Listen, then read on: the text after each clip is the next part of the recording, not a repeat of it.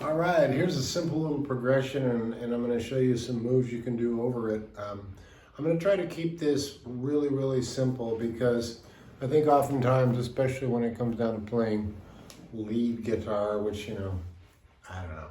Lead guitar is a funny phrase to me because a lot of times when I'm playing solos or whatever it is, it actually is more, it's quite rhythmic, you know. It's not just arpeggios and single note stuff. It's quite often, as I mentioned before, it's quite often double stops. In fact, some of my favorite solos incorporate more than one note at a time. And I'm going to show you a way to do that. Now, the changes I'm doing here before I hit my loop here is I'm just going to show you what I'm doing. I've got a little tremolo on here, so just so you know.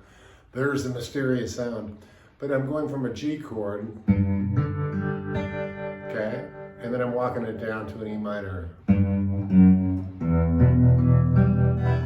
Okay, simple E minor, and that was just a 3-2 open.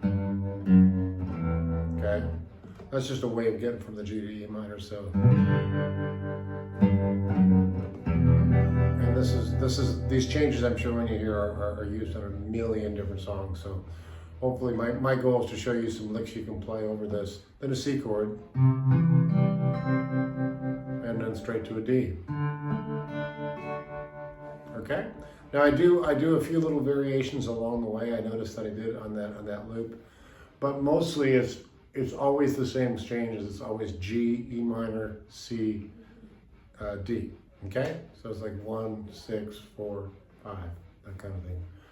So that being said, I think I do a little walk at the end, which I tend to not even be aware of sometimes. I think I did on a sort of a... But the first lick I'm going to show you is ever so simple. I'm going to use a pick for this because I know a lot of you guys do. I'm doing a thing where I hammer on the D string on the 2nd fret of the D. I do an open D, and then I hit the 2nd fret of the D. I hammer on though. I don't actually pick it. I just go like this. Then I do the same thing with the G string. And this one I do pick it. So I go.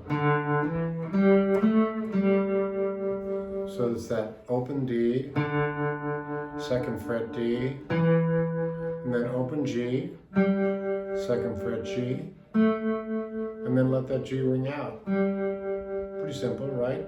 Let's go even slower now, one more time. It goes like this. That's a hammer-on. And then open G, 2nd fret, G string, and then open G. And that's our opening lick, and I'll tell you why I like that one. Because if you do it right, you can actually use it as an intro lick going into the changes. And you might ask yourself, what's he talking about? So rather than talk too much here, I'm gonna show you a couple of different ways to do it. Okay, you ready? So I'm gonna before I hit my loop, I'm gonna go. And that's gonna be my 1 right then. Let's see if I can pull this off.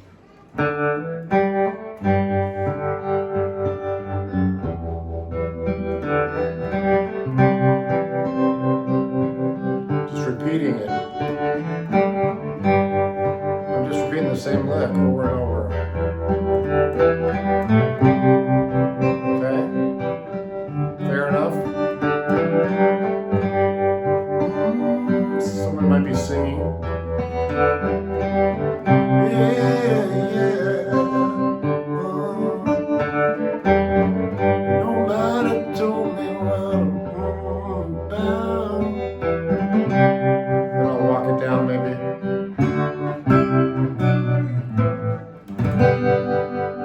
Okay. So what I'm doing here is I'm trying to put this in sort of a cohesive song form. It sounds to me like a like a verse, and maybe the verse and the chorus are the same. It doesn't really matter. I'm always sort of more or less in song mode, you know, because I think most of us, we enjoy playing great songs at the end of the day. I don't think we sit around and just look at our shoes all day and play arpeggios. Some people do. I don't. I want it to be fun, and I want to be able to play with others and sing along and all that. So now that we've introduced our first lick, which was nothing more than, and you notice I played that over and over those changes, and you notice it worked throughout, okay?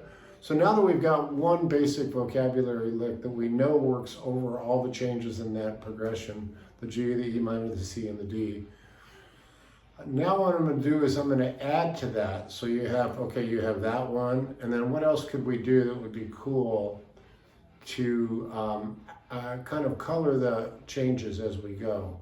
Something that marks the changes, but is more than just a strum rhythm, okay?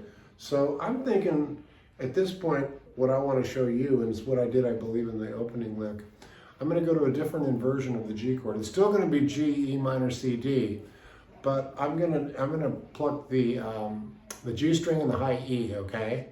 And I'm gonna do it on the 7th fret, and that is nothing more than a version of this G chord.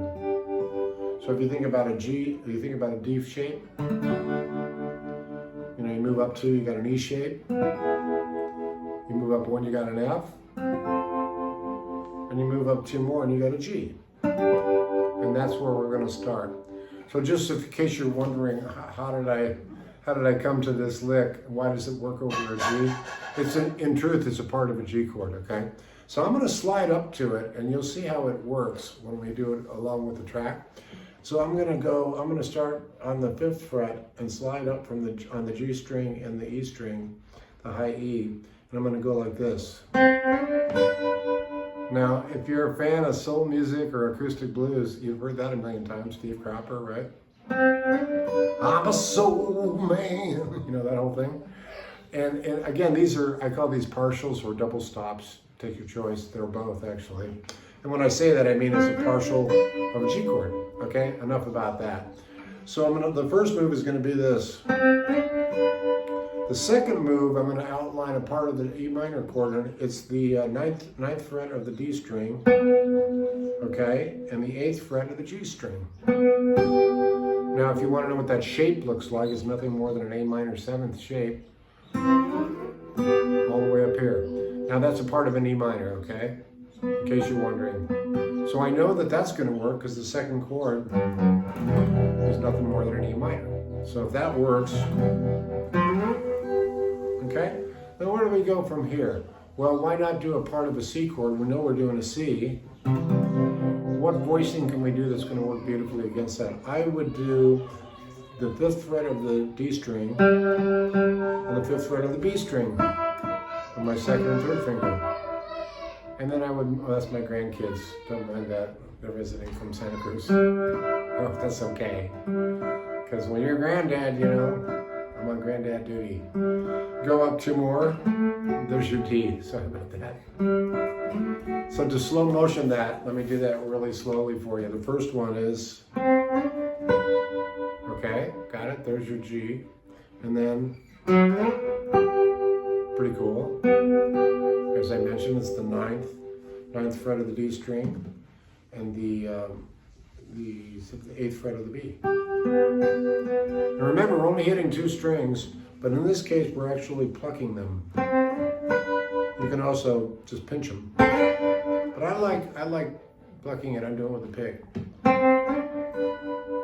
That's some nice things. A slide up, right? And then slide up.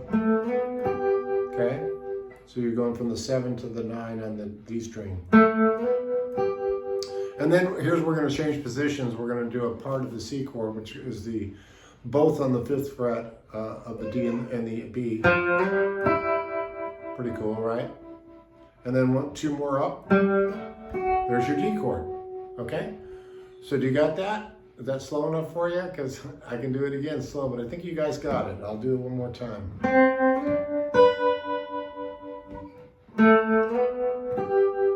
And here comes the C. And then here comes the D. Same exact form as the C, just up 2. Now you want to hear what that sounds like in the context. So what I'm going to do is I'm going to do the first lick I showed you, then I'm going to do the second lick I showed you, and that's going to be enough for today, believe me. I don't want to get carried away here. So again, this, if you count it like 1, 2, da da da da, bang, that's the one. So 1, 2.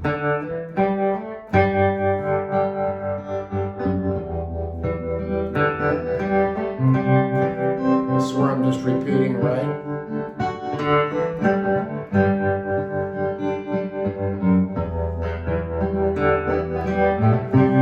Okay, now I'm going to do the second set of licks.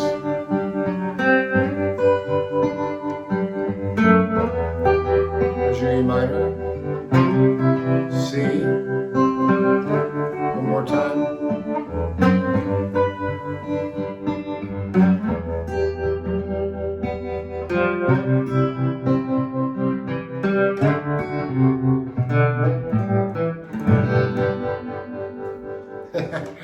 Yeah, I think I hit a D against a G there. So what's really cool about that is what I just realized is if you put those two together, you can actually, they work not only singularly as a lick by themselves, because one of them could be like, but I don't know where I'm going to. I'm just changing with the times blue. See how that kind of works? It doesn't go against the vocals. It could actually work as a kind of a connective tissue going from chord to chord, but not bumping the vocals.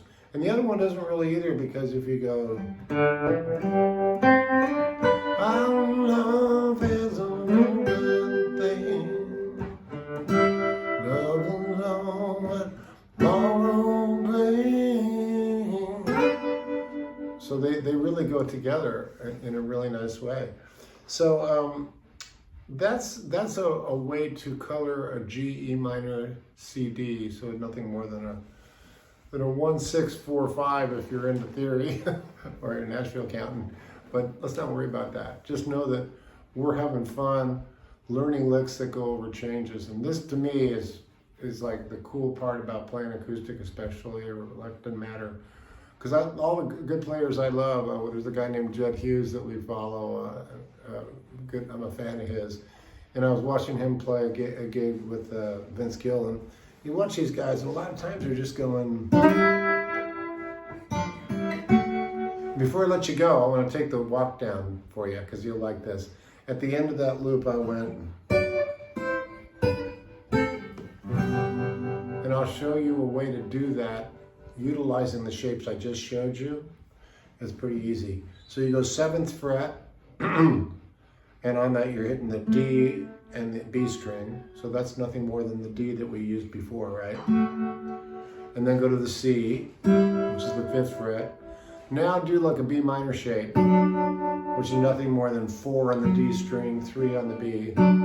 Again, it's that shape, that A minor shape, right? And then, and then go down to the A minor shape, which is the 1 on the B string and the 2 on the D, and then land on your G. So how does that work in practice? I'll take it real slow. This is the very end of my whole little loop I did. It'll go. And then if you want to, you can just brush the G chord or hit a harmonic if you want. Okay, did you get that? Slower, one more time.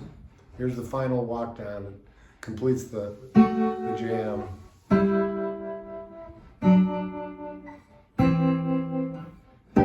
Now you'll notice I was pinching. You can do it with a pick. You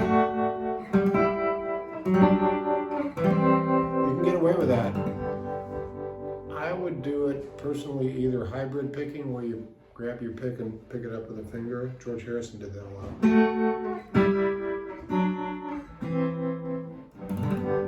Okay, now let's hear what all those licks sound like together and see if it makes any sense. I hope it does.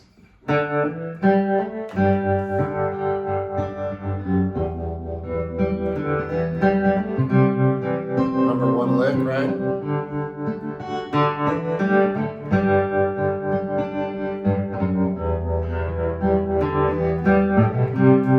Now I'm going to go up to the second move.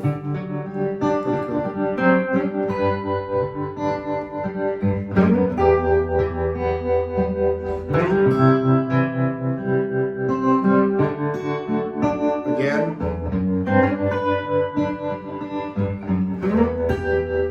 And let's do that walk down that I just showed you.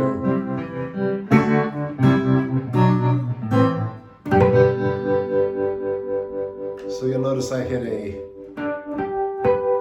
little harmonic there. And that's about as far as I'm going to take it today, because this lesson's getting kind of long. It's at 16 minutes, but I hope that helps you, because I just want to give you guys some vocabulary, some tools, I call it blues you can use. And for me, if I was just getting going on guitar, or even at intermediate stage, this is the kind of stuff I would have hoped someone would show me. So we'll see you down the road. Thanks.